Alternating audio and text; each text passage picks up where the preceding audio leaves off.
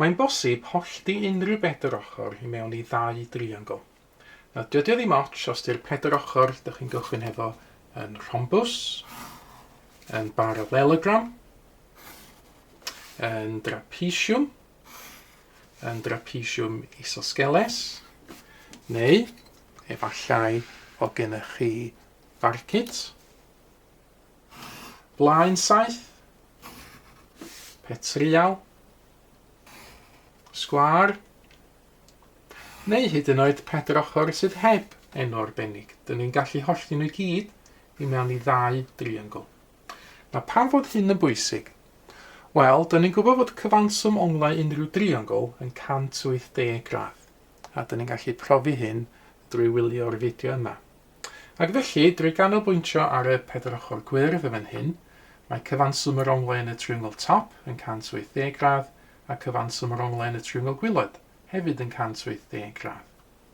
Wel, os ydyn adio'r ein at ei gilydd, be nawn ni gael ydy cyfanswm yr onglau yma i gyd, sef cyfanswm yr onglau yn y pedrochr cyflawn. Ac felly, gan fod 180, adio 180 yn 360, dyn ni'n gallu deud fod cyfanswm yr onglau mewn unrhyw bedrochr yn 360 gradd. Eto, unrhyw bedrochr, dyn ni'n gallu hollti fo'n y ddau driongl, ac felly cyfanswm yr onglau ydy 360 gradd. Nawr, dyn ni'n gallu defnyddio'r ffaith yma i ateb cwestiynau onglau sydd yn defnyddio siapiau pedrochr. Enghraifft, gadewch ni ystyried y cwestiynau yma.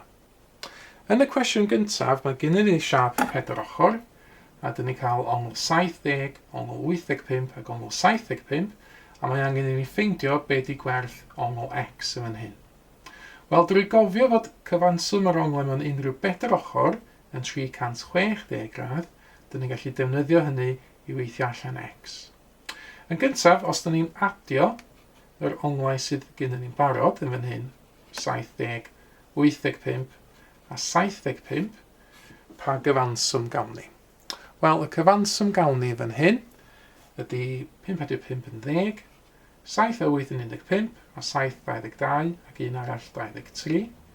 Felly y tair ongl yma yn 230, mae cyfanswm y siap i gyd yn 360, felly i gael x fydd ei dynnu 230 o 360, naill ai wneud yn y pen, neu fel dwi wedi osod allan yn fan hyn, dim tynnu dim, 6 tynnu 3, 3 tynnu 2, ac felly yn y broblem gyntaf, mae x yn 130 gradd.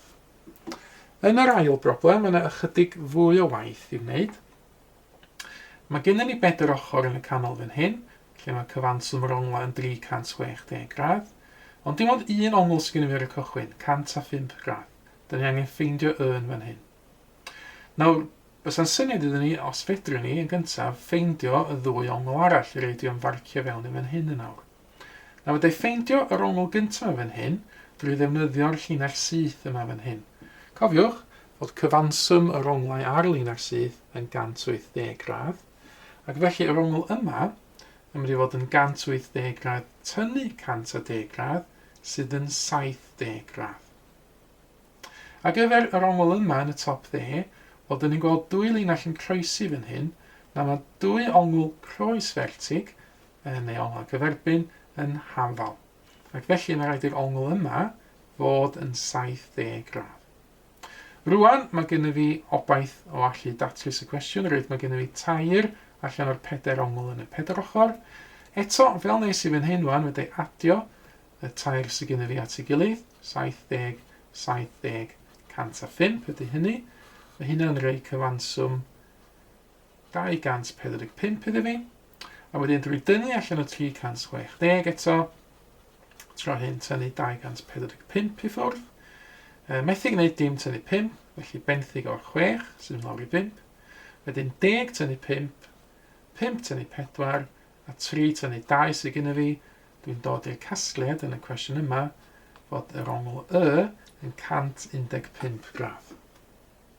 Nawr, ceisiwch chi ateb yr ymarferion sydd ar y sgrin yn awr, a fedrwch ffeindio maint yr onglau sydd wedi'i marcio. Ar ôl i chi gael cyfle ar wneud hynny, Gewch chi wedyn gwirio'ch gwaith drwy edrych ar y atebion cywir sydd yn nawr yn cael ei dangos ar y sgrin. Mae mwy o fideos adolygu ar gael ar ein sianel YouTube Adolygu Mathemateg. Am y newyddion diweddaraf neu holi cwestiwn, dilynwch ein cyfrif trydar @Mathemateg.